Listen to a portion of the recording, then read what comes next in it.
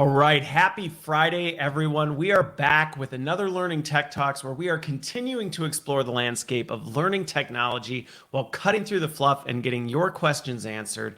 I'm excited. I'm always excited. I think I'm just an excited kind of guy. But, I'm looking forward to today's conversation. We're continuing a little bit the theme of storytelling, but in a very different way this week. We're going to talk about user-generated content. We're going to talk about how do you actually get video to work for you? How do you use it to develop skills in an organization? We're going to be all over, but in a very good way, I think. And I think this is a problem that a lot of organizations are trying to solve. And then I've got I'm going to pronounce this wrong. I even got it right. Hodler, right? There we go. That's okay, it, yeah. There we go. Carl Hodler is joining me, and we're going to dig into this. He's with StoryTagger, so we're going to hear a little bit and see a little bit about how their technology is helping, but we're also going to dig into some of the how you do this, because as we were just saying before I hit live, if you build it, they won't come regardless of what you build it with. So we'll talk into how you actually make this work. But before we get into it, we always like to have a little bit of fun with this. And I've got a special Father's Day icebreaker planned, which I think is going to be exceptionally fun. But before we get to that, why don't we get everybody engaged along the way? And so if you're watching, comment in and tell me where you are in the world today. But let's start with you, Carl. Where are you today? Hey, Christopher. Hello, everybody. Hope you're all good. Happy Friday to you all. So I am in Brighton, England. There's a picture of, that way, Brighton Pier behind me there. So just south of London on the coast. Kind of, you won't know this, Christopher, but it's kind of known as the sort of the e-learning mafia in Brighton. There's a lot of old big e-learning companies down here, sort of content companies. So yeah, when in the UK, when people hear you from Brighton, it's sort of like, you're in that group. Okay, yeah, so quite old school. Old school. All right. Well, we will. All right. So I'm in Waukesha, Wisconsin, where I always am, joined by my houseplant Fred. And so let's transition over to the icebreaker, a special Father's Day icebreaker activity. So I asked Carl. I'm a total geek and a dork, and so I think dad jokes are the best. I think they're goofy and silly, and like I said, I not only am I excitable, I also just like to laugh about things. So I asked him to pick some of his top dad jokes, and my brother has helped me, and we've worked together to come up with our best dad jokes. And so we're gonna have a little bit of a competition here, and we're gonna go back and forth. I will go first, and we're gonna share our best dad jokes, and we're gonna see if we can get the other person to laugh. So Carl, your goal when I'm sharing mine with you is, yep, there you go. Massage the cheeks so that they don't accidentally, go into a smile by accident. We're going to share our top 3 dad jokes, and we're going to see if we can make the other person laugh. And for those of you watching, feel free to contribute, because I'm always looking for great dad jokes. So feel free to add them to the list. But I will go first. So you ready for this? You think you can keep a serious face? Okay. So, Carl, did you hear that Mark Zuckerberg bought WhatsApp for $19 billion? What a dummy. I downloaded it on the App Store for free. 1-0. All right. Hey, I got a point on that one. Okay. Yeah. I gotta get ready for this. Yeah. Okay, let's hear it. So I do know a joke about procrastination, but I'll tell it to you later. I had one that did not make my top 3 that was going to be give me ambiguity or give me something else. All right. That was not my number 2. All right, here we go. So at a recent doctor's appointment, I just learned that the disturbing voices I've been hearing nonstop, they're actually my children. I have a lot of them. That's a good dad joke. That one, definitely. Yeah. Well, I'd tell you a chemistry joke, but I know I wouldn't get a reaction. Nice, classic chemistry. I like it. I like. Yeah. See, all my dad jokes are kind of homework related. Yeah, you know what? That's my contribution to homework time. And I'm picturing, you told me you have twin boys. I'm just picturing Dad. I can already see it. Okay, here we go. So I saw. This is going to make me laugh even telling it. So I saw a license plate recently. It said MBA mom. I don't think that kind of license plate would work for me though, because all I have is an associate's degree. So mine would just say ass dad.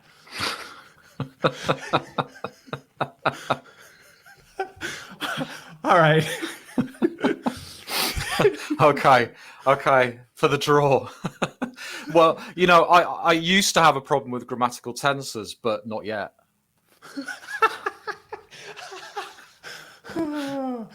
Oh, we're gonna lose all our viewers if we keep this enough. They're gone. It's just They're you and gone. me. The stream is dead. The stream is dead. All right. Well, one last one that will not be part of the competition, but it seems appropriate for corporate L&D. Have you heard recently what the most expensive video streaming service is at this time? College. Oh, all right. We will wrap that up. For those of you who are watching and say, "Hey, that actually I enjoyed that," and you know what, I want to continue the conversation. Also, don't forget to join the Learning Sharks community at community.learningsharks.com. We'd love to see you there, and you can come hang out and spend more time having fun with dad jokes, if you will. But let's transition the conversation over more towards what we originally set the show about. But before we do, tell me a little bit. You shared briefly with me backstage your background, but just for everybody else's benefit, what's been that experience? And it's actually been interesting, as you shared with me, the connection between what you did, how you got started, and where you are now. Yeah, so I've been working in and around learning for about 20 years, so quite a long time. I started off with an organization called Future Media PLC. They ran a learning management system called Solstra, which is like one of the really, really early ones. My first office there had video discs around the wall just to kind of date it. And I set up a content studio there, and that team are now part of Skillsoft. So it's kind of been acquired from Cornerstone and loads of, and it's now in Skillsoft. And then it finally arrived. Yeah, when Skillsoft bought it. That's you've made it. I mean, where do you go from there? Where do you go from there? Where do you go from there? And and then I did take a few years out. I had a bit of a sabbatical working in a media agency where we did a lot of really early sort of social media campaigns for Sony PlayStation, Disney, kind of a whole load of really interesting companies. And a lot of that was around social media campaigns. So really early Facebook, really early mobile, trying to get people to make user-generated content and share stuff, and it was super interesting. A lot of game design and stuff in that as well. And then from there I set up my own consultancy, LearnLab, which we were before we transitioned to a product company. And that's the next bit of the story. I was gonna say, I gotta hear this. Yeah, so we started off as a consultancy, and we were helping learning teams share the value of learning, help them build learning cultures with kind of marketing mindset, going in, producing comms and campaigns and stuff. And that was that was like 8 years ago. I think we set LearnLab up a bit longer. Yeah. Okay, so you started with that, but now let's talk the transition, because you started as a professional services firm with this, and you were doing consultancy and helping people do this, and then you moved into the product space, which is it's not the first time I've heard that story, where I've seen this before, but I gotta say, what ended up making you go, you know what, we're gonna go from professional services to technical product? Because while some might say, oh yeah, that's an easy transition, it's actually not, because now you've actually got to build the tech and manage all of that. So why go down there? Wow, yeah, it's a good question, and it's an interesting journey as well, full of a lot of things that we potentially didn't really think about. It's been my, as an individual, the biggest learning experience I've ever been on. But we started off, I mean, going back to kind of our original mission with LearnLab was, helping build kind of learning cultures, get people to be a bit more self-service about how they're kind of thinking about learning and consuming learning. Okay. We used to do a lot of video stuff. So we used to go out and interview people and get kind of ambassadors, just people on the shop floor, talking about learning experiences, sharing knowledge. And rather than being a top-down initiative, get people sort of sharing learning experiences, moving up and kind of inspiring and kind of getting that groundswell of community sort of action and spirit in an organization, and building motivation, behavior and culture from there. And you know, we had a great time, a lot of fun traveling around the United Kingdom with a video crew, filming people. So you were going around capturing these stories? Yeah, with a video crew. You were doing this stuff. Yeah, okay, got it. Yeah. So, I mean, I bet you can imagine some of the challenges that we bumped up against with taking a video crew around the country. Just a handful. Yeah, just a handful. So before I go into what didn't work so well, what did work well was the output was like really powerful, and it really pushed the needle forward for these campaigns, and people really loved and engaged seeing their colleagues telling the story rather than you know, senior leadership team or God, it made so much sense. The authenticity from somebody who actually has walked in their shoes. Okay, so you were bringing a combination of kind of the marketing expertise of like, how do we structure, how do we actually capture, but then also the learning side of how do we use this in a way that helps people understand from a behavior standpoint. Yeah. Okay, so what do I do with this? So it was the blend of the two. Okay. Yeah, absolutely. But as it's probably been going through your head, the cost, the amount of time it takes, it's not cheap. And the lack of scalability. So it couldn't be very inclusive. Only a handful of people would be able to engage in that activity, which didn't make it very good from a cultural perspective. No. So, and on top of it, well, and again, you'll find in the discussion, I tend to just jump in and out of the conference, but I have to imagine, well, and not only I have to imagine, I've been making these decisions for some time. One of the challenges with it is you end up missing a lot of these stories because you're constantly going, is it justifiable to make the investment? Is this going to have the shelf life to justify doing it? Because if it doesn't, it's like, it may be the best story ever, but if it doesn't have a long shelf life, you just can't do it. You just, it won't stick. Yeah. And, you know, I mean, people are really putting their reputations on the line, signing off big budgets to go out and capture that kind of content. And anyway, we had this great idea that, you know, everyone's carrying around like little video studios in their pockets. We've all got the technology. Why don't people just film it themselves? And then we don't have to go out. It'd be a lot cheaper. And we thought that's genius. We should, you know, just really kind of work out how that can happen. And so we did some experiments and they just completely bombed. It didn't work at all. I was going to say, I really want to understand this, because you're not the first person in L&D that's thought, hey, people have a smartphone and a camera. Why don't we just have them go make incredible video content and we'll blow the lid off this thing? And then they go, well, that didn't work very well. Yeah. And so, you know, we kind of dug into some of the problems that people were having, and we tried to support with, you know, kind of worksheets, interactive PDFs and stuff like that.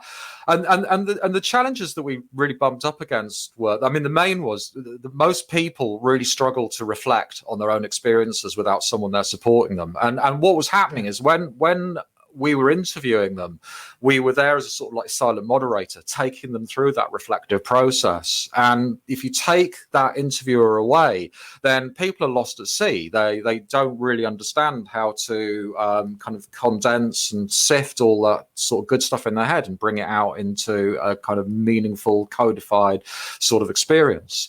The next thing that we did was, as storytellers, we'd help people wrap that into a narrative. So they'd have all of this stuff and we would put it into kind of chapters or parts and roll that into something that other people were going to engage with and find interesting and be drawn along. Most people, we're really good at sharing stories, but kind of creating new ones from scratch, that's something that a lot of people don't have a lot of confidence in. And then the last thing, if people had managed to go through those steps, we found that I didn't know there was so many different apps that could record video on phones, to be honest. I didn't know there were so many file sharing services. I didn't realize that people would use services that would make InfoSec's eyes water for sharing a work video file. People just had no clue. So I use this at home. So just sort of, and it was like, so the consumer grade version of, right, like in the corporate world, you're like, there's nothing like this. And you're like, well, it turns out actually there are. Yeah, so kind of all of those tools and stuff, they weren't there. And no matter how much support we tried to put in, there was so much friction against something that people perceived was going to be quite difficult anyway, that they didn't do it. And that is where the seed of the idea is, oh, if we wrapped this all into one really frictionless experience for the employees, they might just be able to kind of go through that process on their own. And that was where we started prototyping a product. That we didn't even realize we were going to become a SaaS business, a product business at that point. We were just we'd seen so much value for the organization and the individual through this. We'd seen people, transformations in people sharing their stories. It's so powerful. I loved that experience so much of guiding people through that process. We just became obsessed with trying to fix it, and then being able to give that to our customers to use instead of us with video. And I think again we're going to be able to. There's a lot to unpack into this because this is a challenge. Like I said, this isn't anybody watching this has probably at some point gone through this. Man, wouldn't it be great? If we could have people creating some of their own content. And there are a lot of challenges. And one of the ones you brought up that's actually been interesting when I started learning Tech Talks to see that some of the feedback that I've gotten through doing this is that point you made about people need guidance to be able to share content and to come up with things. And that is not always, if you just turn a camera on somebody and say, go. It's like blank sheet of paper. Literally, there are some that, and I think maybe with practice you get better at it. You just kind of go like, yeah, sure, whatever. What do you want me to talk about? But for the most part, the majority of people, if you did that, they don't know where to start. They don't know what to say. They feel uncomfortable. They're distracted. They're fiddling with the tech. Like, it is not an easy thing for people to just jump into. So, I'm curious with that piece, and actually, why don't we do this before we do it? Because the thing is you talked about the consumer grade nature of it. So maybe what would be worthwhile is actually jumping and just at least looking at it, and then we can kind of pull back in and out. So we can say, okay, now as we get into these, let's talk about some of these specific things in terms of maybe the guidance, maybe the this and that. So that may be a good place to start with it. Cool. I forgot to pull up my GIF, whatever. I don't want to start that argument of the lightning round. But let's actually pull this up and talk through it briefly. Okay. Yeah. So one of the rules that rules are kind of one of the things I learned from the social media stuff that I've been doing. Life lessons. But it's kind of a rule. If you want people to make something or to create something, the output, the value of what they get from it has to be 10 times better than what they would have expected to have made themselves. And they need to have exerted a tenth of the effort they would have expected to get. So they have to come out on the other side going, I thought it was going to be bad, and I thought what I was going to create was going to be and they have to come out on the other side and go, that was way easier than I thought. And wow, this turned out way better than I expected.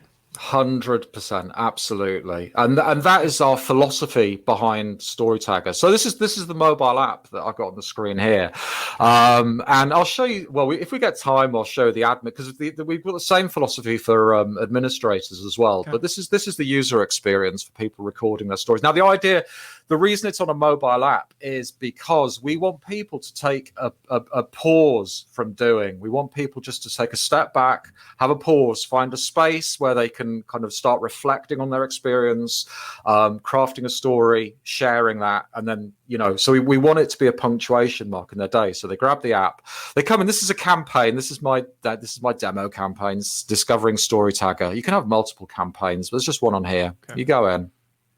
And the first thing you see is terrible thumbnails of me. These are my demo ones. I've just been grabbing these. I've got no idea. Isn't it great how AI picks the absolute worst pictures and video and is like, this is the cover.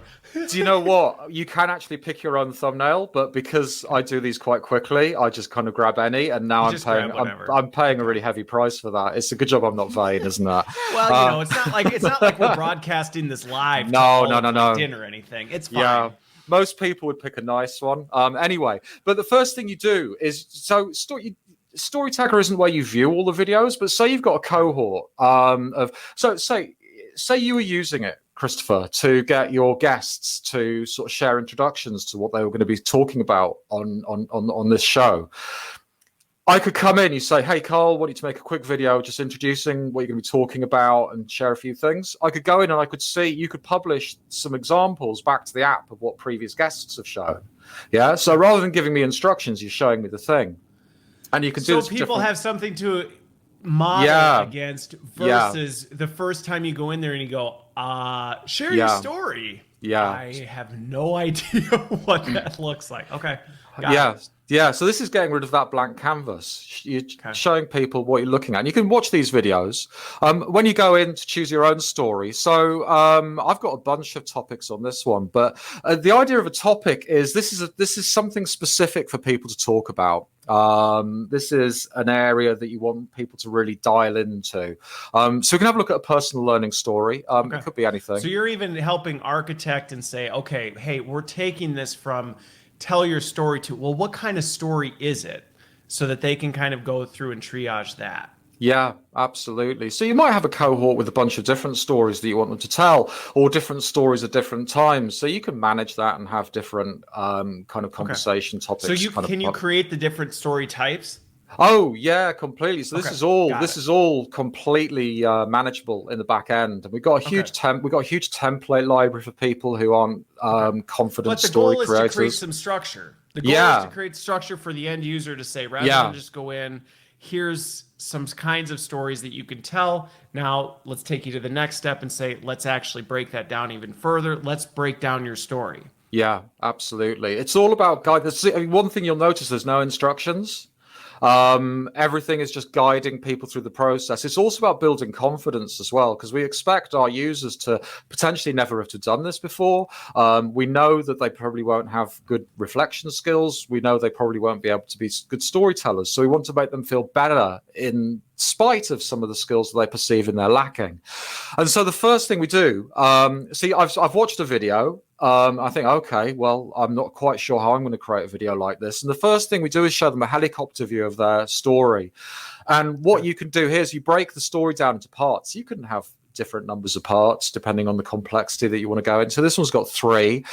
And then as a curator, so we call our administrators curators. As a curator... So let me ask you this. I'm again going to pause you on this. And I'm going to do this throughout. Like with this piece, the story breakdown, because I'm thinking about this from a experienced designer, instructional design. This is something that you're saying, hey, going back to what's the role of learning in this is to say, hey, what does construct a good story? So if we want somebody to tell a personal learning story, we know we want people to structure it in this fashion. So I'm guessing that's part of the behind the scenes is to say, hey, we need to help people know what we want this to look like. Yeah, well, so there's 2 different use cases. You either want people to go through a kind of reflect, practice, codify process, in which case it doesn't even matter if the video gets shared, or you're getting people to share knowledge, experiences, advocacy, in which case the video probably will get shared, and you want to make sure there's a good structure for the audience so they watch the content. So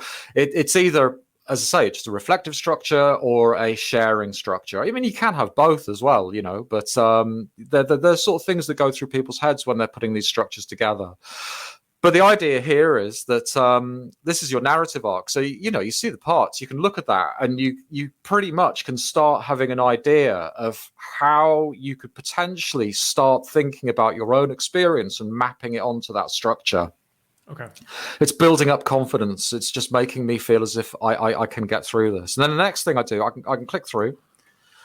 And then this is where we get into the reflective part. So here, underneath each part, we've got a bunch of prompts. These are talking points. And these are digging into people's personal experiences. Okay. So this is where you can get people to start thinking about, what they've learned. Their story. Yeah. And what you can do. Their story. So for an introduction, tell us your name and your role. I need a fresh perspective on. And you can see it gives you a little a timer on how long you can talk about that. Okay. And very quickly, you can scan through Actually, let's do that one instead. Oh, there we go. I've planned out my story, how I'm going to talk about my personal learning story. Okay. I've basically been supported through that reflective process, Yeah. and I felt no pain. It Yeah. was Well, and so one of the questions that came up, so I'll bring this one up. I'm gonna pull us back, just the two of us for right now, so we can talk about this. And again, we'll flip back and forth, because what I like about it is the structure that it provides. And again, we grossly overestimate, I think, the skills and confidence that people have in doing this kind of stuff. yeah. Even the underlying assumption that people can use their phone and make a video. That is an assumption that a lot of times we make, that is not a valid assumption. And even if they can, their confidence level in doing it to share is not there. So actually being able to create some structure is key. Now, the question that came up, that I'm curious about is, so Rudy talked about this, and I have some thoughts, but I want to confirm it with you. So the examples that we walked through was more on the people skills, like share your story, share something that went well. But he's asking about the technical side. And to me, I'm looking at this going, I can absolutely see how you would do this. And again, going back to, well, what's the role of L&D or a SME in this, is figuring out, hey, what is that right structure that we want people to have, so that we can architect this, so that we could give this to a technical user and say, we need you to share a story about how this works, or something that works on a piece of equipment, or something like that. But again, you'd go through the same process, but you'd be setting that up on the back end to say, what is the right structure of a story that shows a good tutorial on how to do a thing? But I'll let you answer, since it's your product. So our primary mission was for people to interview themselves and to go through that process of interviewing themselves. So the first and foremost thing that we tested and had to prove was the fact that people could go through that process on their own and be able to kind of draw out, knowledge, experiences, and be able to share it in a succinct way on a short video. Now, you can flip the camera and point at something else and kind of still draw on those experiences and knowledge to share while you're pointing. Do you know, when we first came out with, we weren't quite sure how people were going to use it, so we made it quite open-ended. And what we've discovered is, when you put the technology into the hands of like learning people whose brains just explode with ideas all the time, our customers are the smart ones. It just gets used in so many different ways. So it has been used for doing technical stuff like that, in the same way that it's been used on kind of construction sites and stuff, when people are talking about safety issues and things. And so they have, I'm talking about something that happened on the site, flip the camera, this is where it happened, you can see, but this. Well, and I think what's interesting about you sharing this, and I think this again goes back to the importance of why you couldn't just say, here you go, here's an app, and go do this type of a thing, is when even you think about something like, I'm on a construction site and I'm trying to show somebody how to do a thing. There is a lot more of an art to doing that in a way that's impactful than just asking somebody to, hey, take your phone and just record yourself doing something. Because if you don't do that right, we've all heard that person who takes 37 minutes to explain something that should take like 45 seconds, but and then I start, oh yeah, and great, that type of a thing. So actually that structure behind it of saying, okay, if somebody's sharing how to do something, even technical, we need to think about that from a story standpoint. How do we make that an effective story versus just a 1-step, 2-step, 3-step? Absolutely, and that's part of the skills piece as well. So kind of really early on, one of our champions in a big tech organization, his sort of EMEA sales director, he asked her to make a video with StoryTagger, and he structured it all, and he was in the same room when she was recording it, and she was kind of going through and running out of time all the time, because you kind of have time gates on all the parts of the video. You might have spotted that on the app. And she's going, oh my God, I can't do this. I just haven't got enough time. And he said she was all hunched up, and she's an amazing woman, like one of the kind of best sales directors I've ever kind of had the pleasure of working with. But she was hunched up and going, oh, I can't do this. And he said, no, you've got to really just focus on the important stuff that your people need to know. You can't just have all that fluff. You've got to break it down to the absolute essence, because they will not watch a long video. They have to be given the core stuff. And he said it was really interesting watching her kind of going through the process, because she kind of got more and more upright as she went through, and at the end she just delivered an absolutely on point presentation to camera in, like, you know, what would have typically taken her maybe 6 or 7 minutes to get through. She wrapped into a you know, kind of 90-second video, and just looked absolutely, as I say, on point doing it. You know, it's funny with that piece, because what's interesting, and I remember doing an exercise with my teams, and I don't, it's been a while since I've done it, since I haven't been working directly with the content team. But I remember because the gating, the timing thing, I can imagine sometimes people we need more time. Like, why do you gate this kind of a thing? And I remember I used to do this with content, because we do the same thing with written content. We've been taught that you just fill it with as many, you know, adjectives and prepositional phrases as you can. And if you can say it in 8 words, why not say it in 8 pages type of a thing? And it's hard. And again, it goes back to the skill piece. It takes a skill to actually step you back and say, now say. And so the extra, I remember I used to do it. I made people go through 3 times. They'd write content. I go, cut it in half. And then they do it, and I go, cut it in half again.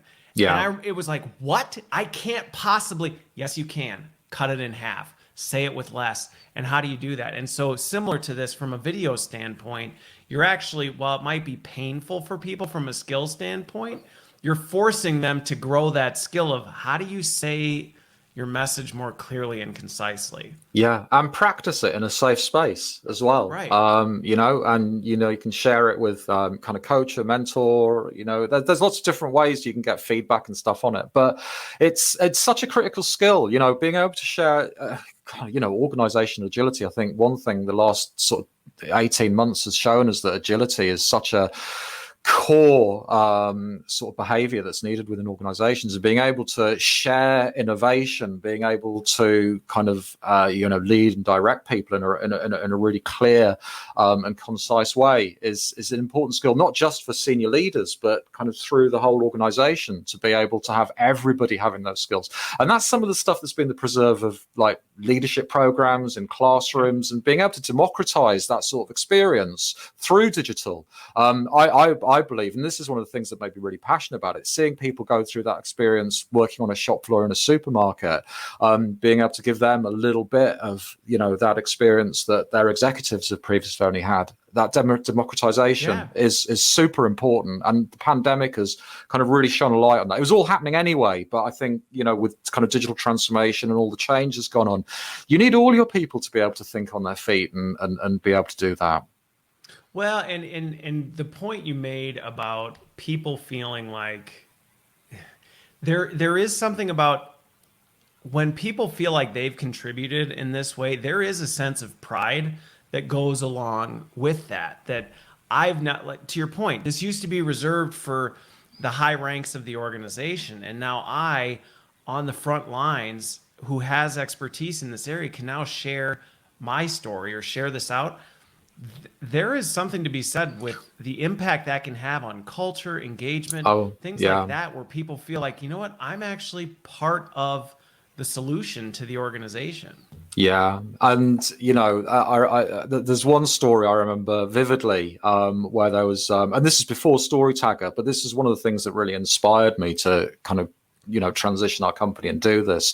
But there was a lady in a supermarket, and we went up to her and said, we really want to, you know, we're kind of capturing knowledge and expertise from the shop floor and sharing that. And she's like, oh, you don't want to talk to me? I just come to work every day. I've got nothing to share. You go speak to Dave over there. He's brilliant. He's really funny. You should speak to him. We were like, no. We'd really like to speak to you. And we ended up getting a story out of her, how she used to do time on the customer service desk. And everybody really hated working on the customer service desk because you'd end up having to deal with really angry customers, and it was a hard job. But anyway, the store manager there, he changed the kind of framing around the service desk, and they renamed it internally as the Yes Desk. And this was all a bit of a kind of organizational thing that was going on. And this woman told us the story about how a customer had come really angry to the counter and said, "You ruined my Sunday dinner." And she's like, "Okay, how did you ruin the Sunday dinner?" And he said, "The chicken, I cooked it and I cut into it. It was all rotten inside, and I had all my family around, and it was just, you ruined my Sunday dinner." She's like, "Okay, have you got the chicken?" He's like, "No, threw it away." "Okay, have you got a receipt?" He's like, "No." And she said previously, that would have been her worst nightmare, because she wouldn't have been able to give a refund, and everything would have just got really messy, and the customer would have got angry. But because if they'd reframed it as the Yes Desk, she was just able to refund the customer, and he was just really amazed and really happy, and he just kind of went away with no fuss. And she was like, and I love working there now because I just make people happy all the time and solve problems really easily. And the thing that struck me was I'd been kind of at an executive session a few weeks earlier where sort of really senior people in the organization were giving 45-minute presentations about the new customer service model that was being proposed. Her story was in far better. Yeah, and it went viral across the organization. You know, it was such a powerful story about what great customer experience means to not just the people coming to your organization, but for the people working there as well, and how it really, you know, changes the culture and people's attitude towards their job. So yeah, that was one of the real kind of it does make kind of North Star stories that has guided me through all of this. Well, and I think that's one of the many reasons why we often aspire to do more with user-generated content. We often aspire to say, man, you know, wouldn't it be great if we could do this? Because again, they have the expertise. The frontline, the employees are the ones that know what it's really like in the day-to-day. We can assume and make our assumptions from the Crystal Palace sometimes, but it's not the same as actually hearing from somebody who's just did it or has that story of something where I just went through this and this is what happened. So I want to talk a little bit more about how we can overcome this, but I do want to make sure I answer Deborah's question just real quick, because you talked about it briefly. We took a look. I'll pull this up here quick. Right, we saw it through the mobile experience, and you talked about the intentionality behind that. So is it purely a mobile app, or is there also a desktop experience? How does that work just from a tactical standpoint? Yeah, so currently it's just a mobile app. And really our thinking behind that was just, again, just taking people away, enabling people to go to a place so they're not tethered to a computer. We get people recording in all sorts of different places, and also being able to do the reflection bit on your phone. You don't have to do the reflection and the recording all at the same time. You can kind of fit it into your schedule. We don't want, people are busy. Okay, so you don't have to go through the whole process all at once. You can be like, I've got time to do this little piece, and then I'll do the next piece, and then the next piece, type of a thing. Yeah, okay. Absolutely. And that makes a really big difference. And also then just go somewhere you feel comfortable with to record it. I would say we're not ruling out a desktop experience, but for us, the mobile one was really important because it was part of that ethos of just helping people find that space, don't be distracted by kind of emails and stuff like that, and kind of all what's going on in the workspace you're in, and just have a few moments to reflect and share. Well, you know what's funny, and I think it was just a couple weeks ago, I was talking to the Seven Taps group, and they talked about their decision to not allow video into their app, and they said it was a bit of a controversial decision, and so, you know, talking about the fact that, hey, you know, it's really mobile only intentionally. One of the things that I have to imagine, unintentionally or intentionally, you tell me, maybe it was intentional, I feel like for the most part, people do a better job of being more comfortable and informal with their phone than they do if they feel that they're on webcam or in front of it feels like a more informal experience, which to me, from a storytelling standpoint, is such an important component, because if it feels canned or very formal, it loses some of that authenticity. So while, some might say, wouldn't it be great if we could do this from a desktop? I mean, part of me thinks, but would you really want to? It's one that we're wrestling with at the moment, because the technology is not hard. It's just thinking Yeah, the about, tech's not hard. I mean, yeah. yeah, you just switch the experience. You make a desktop version. It taps into your webcam and mic. I mean, Mm. it's not the technology piece, but to your point of, but would you really want to? Would I think sometimes we go down this path of like, well, we should, without putting the thought behind, but should we? Or would it actually take away from what we're actually trying to accomplish? Well, if I can just dip back into the mobile Yeah, go for it. experience again quickly, I can show you the reason that we're kind of really we really love the mobile format for how people use this. So, is this still working? Yeah. So one of the things I can do, hang on, I'll just come back out of that. So I can make some notes, so you don't have to remember everything while you're kind of sharing your video. And you can see here you've got 30 seconds to talk about, introducing yourself and those points. And then when you go into the recording mode, so here I am, my microphone's in the way. You're And fine. so the app guides me into the recording process. I haven't had to press a button. It uses my face as a starting point to start the camera, so I'm not stressing finding buttons and stuff. I've got I'm talking about my name and my role. I've got my notes underneath. I can obviously have a few more than that. I can scroll through. I needed fresh perspective on this. I can see the timer running at the top of the screen. But if I finish early, I can finish. There we go, and there's my video. And if I'm not happy with that, I can just do it again and again and again, and it's super quick. If I'm happy, I can just save it, and then that just starts syncing in the background. I can just do the next bit, and this is. It's not telling me where to put my face. It's telling me when my face is in the right position and guiding me. It doesn't. It's all about the confidence building side of things. And the other thing it's doing is I didn't even notice that. So no.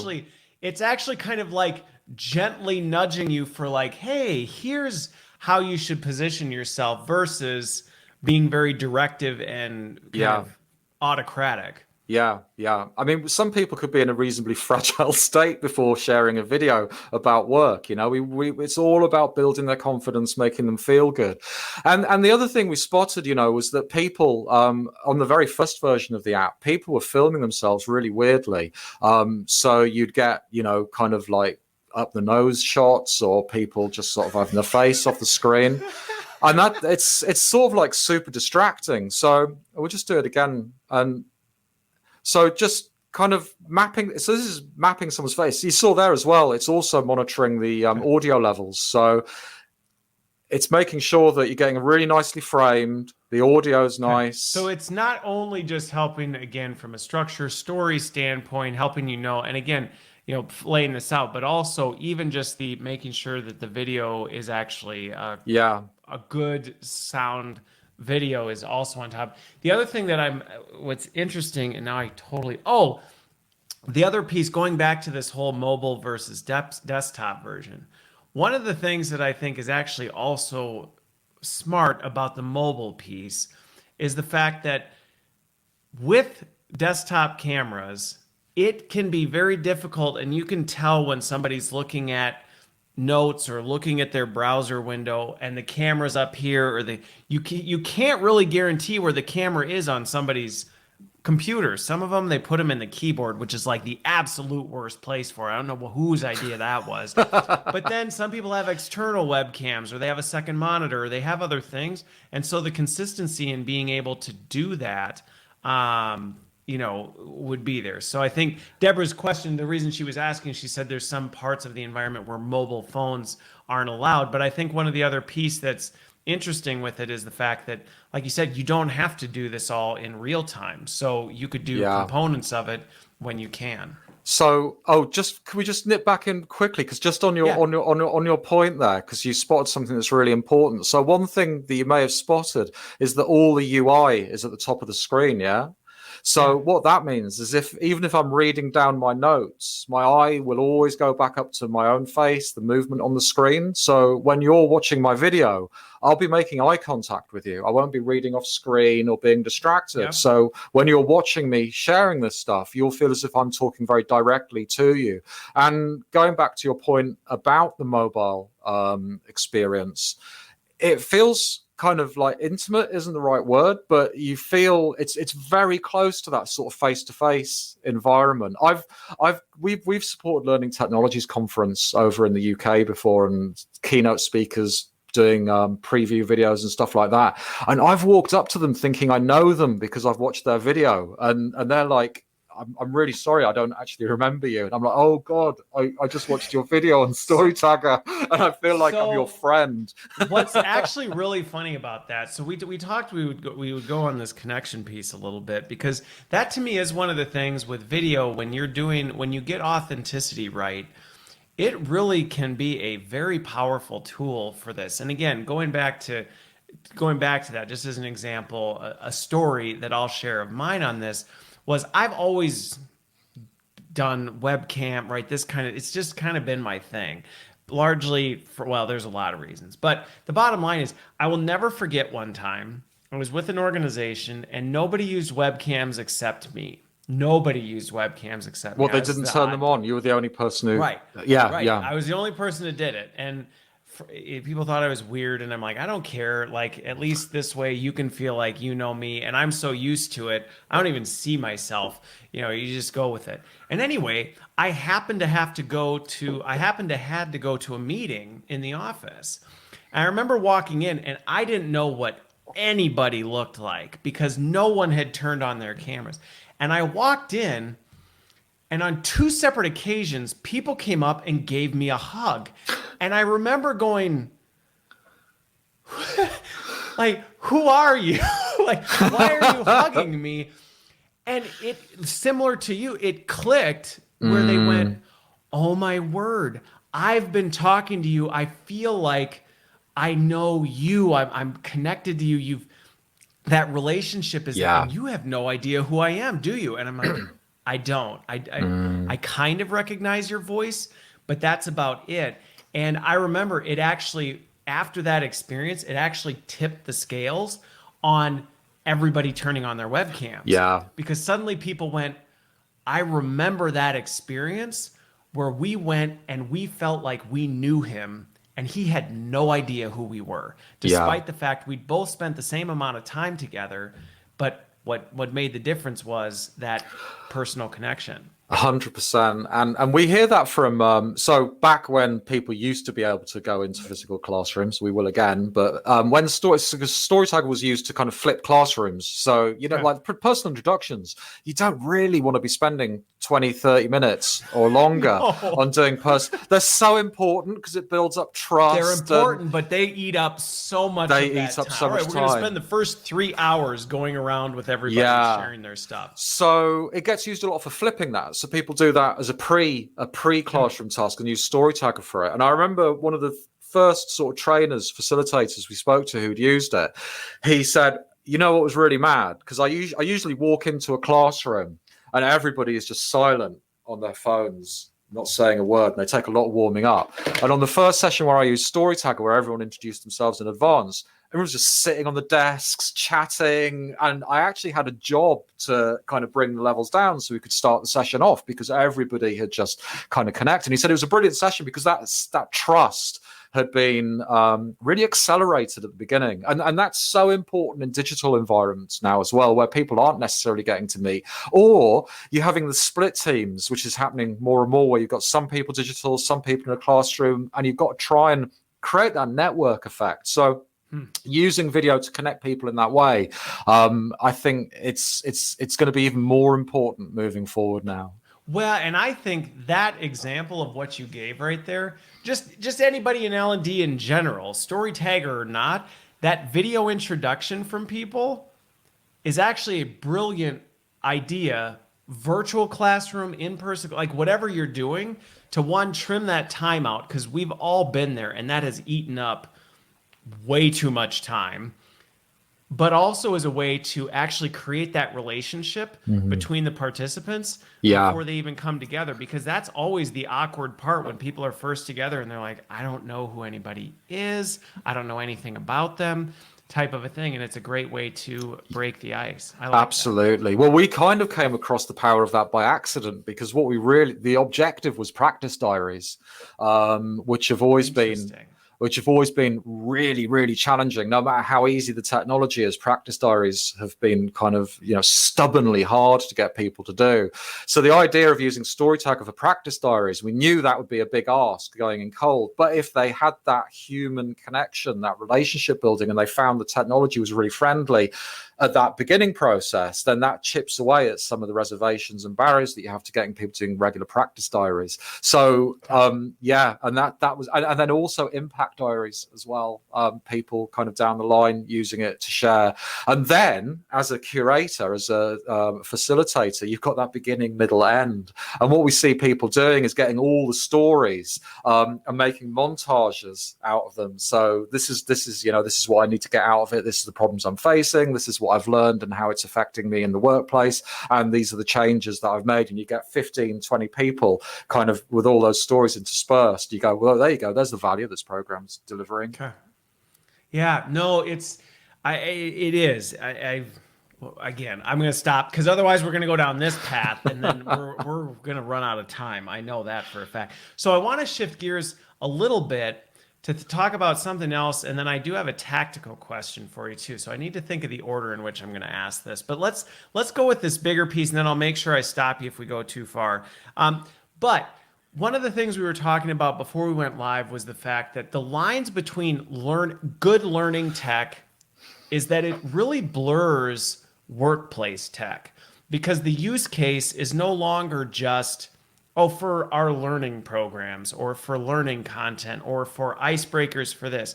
And as we're talking about the power of storytelling, and even the example you gave of the grocery store, that wasn't really a learning initiative. That was a change management enterprise. We're doing something in the organization and we need to help people understand the why and why does this matter type of a thing. And it actually reminds me, I've been paging back through Nick's book, How People Learn, Nick Shackleton Jones, and it talks about the importance of emotions in being able to connect this. But that's not just learning. So we talked briefly about this, but this is the kind of thing that is not necessarily just learning and development. And you shared some stories of organizations where L&D has brought this in to say, hey, we can use this to share knowledge and share, do some of our user generated content. And then it's gotten wings and gone much broader than that. Yeah, so I mean, what's interesting? I mean, as I say, I'm L&D. That's my whole history really is from learning. So we very much came, StoryTagger from a learning perspective. So it was all about that. And what's interesting, actually, you're absolutely right about the kind of, the change programs, culture pieces coming out. And we found that all the way through when we've been, as soon as you go and start talking to employees, some of the experiences that come out, they often sort of blend into that sort of bigger kind of communications, kind of people sort of side of things. Even if they've started off in learning. But what we find is that a lot of the other tools out there, because there's loads of video tools, and most of them, they have very specific needs. I was thinking back to when I first started using writing words on a computer, and I had a BBC Micro in my lecturer's office at Art College, and that was the only computer that I had access to. And was it WordWise on a BBC Micro? I'm really showing my age now. I've done video discs, now I'm doing BBC Micro. But I had one word processor I could use. That was the only way I could input text into a computer. And now, I mean, my goodness, hundreds of ways. Yes. And I think kind of video technology is kind of going the same way. So you have tools like this for sharing conversations. You have tools that go out and you kind of film people doing stuff in front of you. And a lot of the video tools are about go and film this. Show us this. And what we do is getting people to talk about their own experiences. and really kind of replace that interviewer experience. Yeah. And so a lot of people haven't kind of necessarily thought about that as a sort of like, you know, a way of using video and coaching and guiding people through the process. It just happens that we know that people struggle. Is it like 82% of people struggle to reflect effectively or something? That's a huge number. It's a huge number. So we come from that space. So we think, well, we've got to help people go through this. So it's obvious to us. But then when, you know, you give it to someone in comms or somebody, you know, who's trying to get this sort of, you know, senior leadership team to sort of smooth out a new merger or acquisition, or project managers working on a construction site where they're having to report back on sort of safety issues or kind of, you know, stuff that's happening around a project like that, then being able to guide and structure that conversation as you would if you were just standing there with a microphone and getting the good stuff out of people and helping them,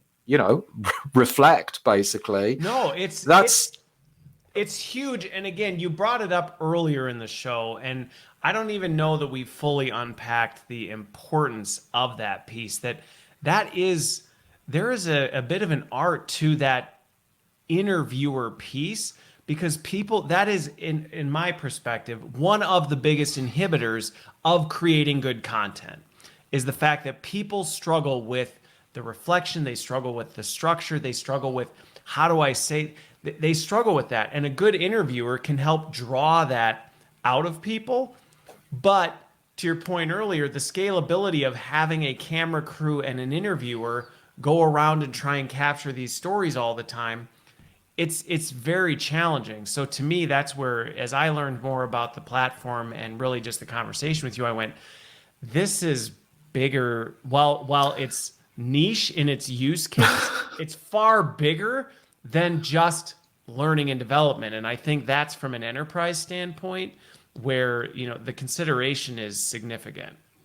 Yeah, and kind of now moving into the curator experience, I do realize we're kind of chipping away at the time, but that while we knew that our end users, the people, you know, employees would struggle with reflection, storytelling, and the technical side of things, that we know that curators, whether they're from learning, HR, comms, people teams, wherever, they may not have all the skills to curate user-generated content, which is like the stuff that, you know, I was like, you know, learning kind of back in the day. And so to support the piece you were just mentioning about making good interviews, we've got a huge template library attached to different goals. So career and people, change, innovation, communications. We've been building this up over 8 years. And you go in and I don't know if we can find the one that I was just looking at, and it's on another page. Oh, personal learning stories. Here we go. And there we go. And these are just ready to drop in to your campaigns, and you can customize them.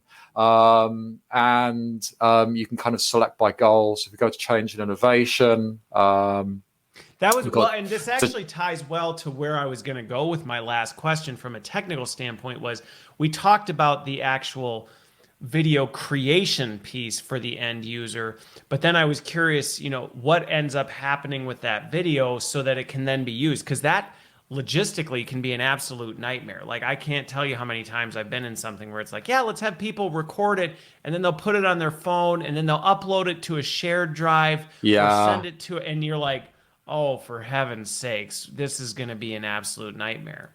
Yeah, so here's all the thumbnails again. Love being the star of this show.